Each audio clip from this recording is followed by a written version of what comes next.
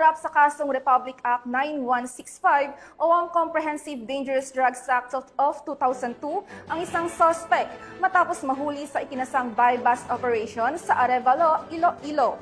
Narito ang balitang hatid ni Patrolwoman Justin May Halyores.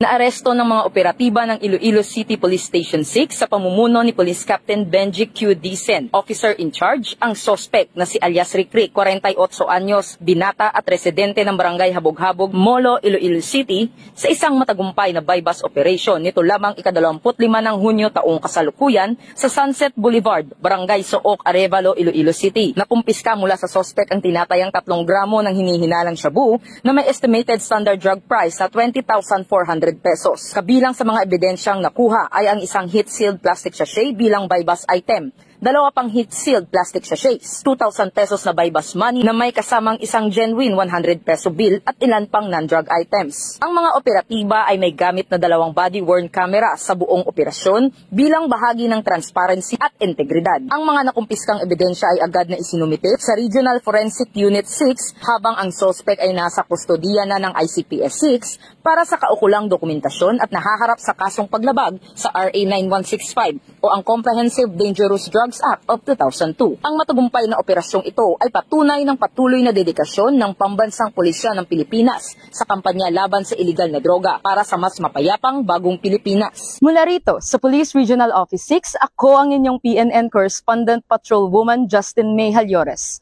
Alagad ng batas, tagataguyod ng balitang pulis.